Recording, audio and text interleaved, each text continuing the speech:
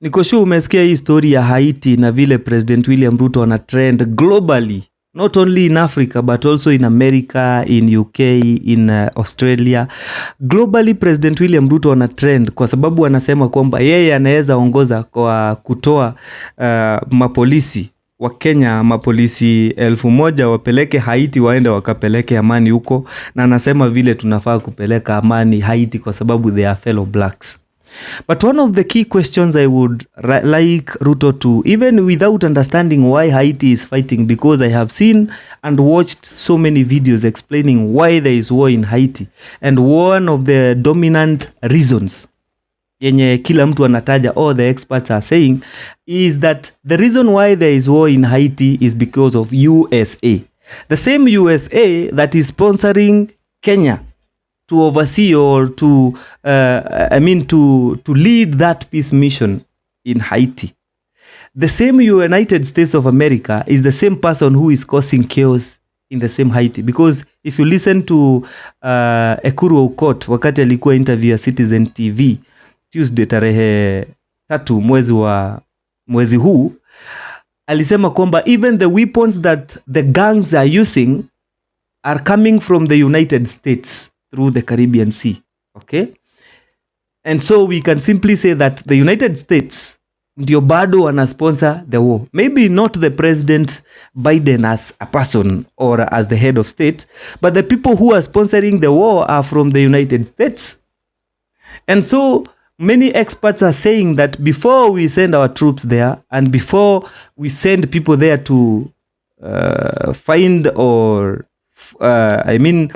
kupeleka peace in that country, we must first understand the root cause, and the root cause we already know is the USA, and it is the USA who needs to take action. Now this video, I wanted to raise this point that President William Ruto huenda ana conspire, na most people have been able to prove that President Ruto ana conspire na the West or the Americans to cause chaos in Haiti and to pretend that we are helping Haiti, alafu tuende tujipate with the same result, that even after going there is no peace that is being experienced there. In fact, we are making the case worse, the same way we have done in Somalia, the same way we have done in Congo and in other countries that the USA wamejifanya wameenda kupeleka peace. But one thing I would like President William Ruto to remember is that the same way they are looking at the leader of the gangs, the guy they are calling Jimmy Barbecue, the same way Jimmy Barbecue anaonekana kama yeye ni criminal, na the United States ama wazungu wanamuonyesha as if he is a terrorist and he wants Africans to hate this man, is the same way President William Ruto, the moment ataachana na USA, he will be declared a criminal, a terrorist, and a leader of a criminal gang. Let's take a situation where maybe President William Ruto ange lose an election year 2022. Because immediately after he won the election, alianza spread the gospel of de-dollarizing Africa. De-dollarizing Africa and saying that Africans do not need the dollar. So that means even if he was not the president, he understands that the problem of Africa is the dollar and the dollar alone. The president understands that if we remove the aspect of relying on the dollar, Africa will become rich. Because the problem that we are having today is basically because of the dollar. Let me explain. Just imagine when President William Ruto was getting to power in 2022, August, $1 was equivalent to 120 Kenyan shilling. Okay? So kama kitu ilikuwa inauzwa, tuseme this camera was being sold at $1 in 2022, ndio upate hii camera, you needed to use 120 shillings, Kenyan shillings, to get this camera at $1. Now today $1 is now being equated, ama shilingi ya Kenya ime lose value, that $1 tunaibuy at 150. Even if this camera haijapanda bei, hata kama imebaki bei at the same rate ni $1, inauzwa $1, today haungeipata na 122 zenye ilikuwa inauzwa nayo 2022. Today ndio ipate at $1, you need to pay 150, not 120 kama last year. Now the reason you're paying 150 is not because this camera has become expensive. No. It is because your currency has lost value against the dollar.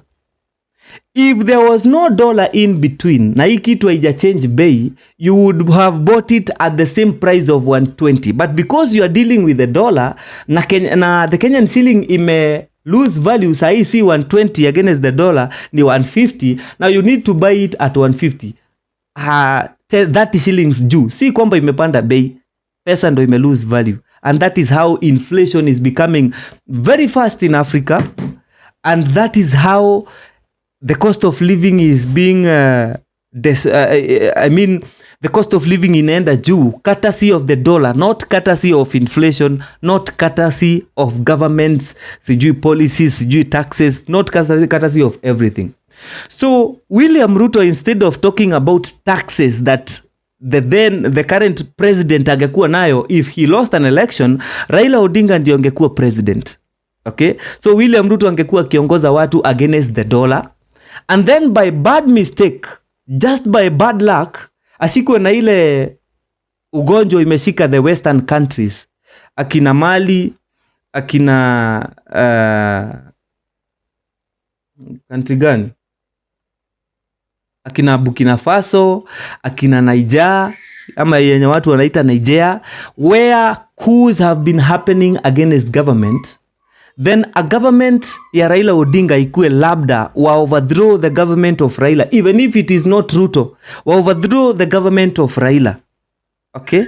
The western countries, which is the USA, wangeanza kukuja through the UN and other human rights activists, the international activists kama akina UN, waanze kusema ati there is a criminal gang called the Hustler Nation in Kenya, and that is what has caused the impeachment of Raila Odinga. So right now, if the president, William Ruto, was not the president, he would probably be a criminal leader of a gang, a terrorist gang called the Hustler Nation. Sijui unataka kuelewa hii story aje, ama sijui utachukua muda gani kuprocess hii story, but I want you to take as much time as possible to understand that if William Ruto was not the president, he would still be against the dollar, because the dollar is the problem of Africa and it is the problem of Africans. Okay? And just for being against the Western country, he would not today be a Western puppet. He would be a Western critic. So he would be the Jimmy Barbecue of Kenya. He would be leading a criminal gang called the Hustler Nation in Kenya. Okay? But today, because he's the president, he can be able to conspire with the Western country, the United States of America, and think that single-handedly he can be able to solve the problem in Haiti, a problem of 2 decades, or over 2 decades ningapi? Of centuries, because that problem has been there since 1800s. For over 1,000 years wamekuwa na hiyo shida, because they have killed not one of their president, not 2, but 5 presidents wamewaua na wamewatoa state house, wanaua, then they cause a coup. Actually, they were the first people to gain independence. They were the first black country to gain independence. So today, William Ruto would be the Jimmy of today. He would be considered as the criminal gang of today. But he can't see that because he's powerful. I don't know how long William Ruto is going to process this in his mind and understand that immediately in 2027, if the angry Kenyans of today wanaweza badilisha mind yao na waseme kwamba William Ruto will not become a president, and they rise against his administration na wakatae hata akishinda waanze kuandamana wakisema aondoke, the Westerns or the Americans will not favor William Ruto. And they would probably, I'm not using they will, they would probably label him a leader of a criminal gang called the hustler nation. So Jimmy might not be a criminal. He might just be a criminal for disagreeing with Americans.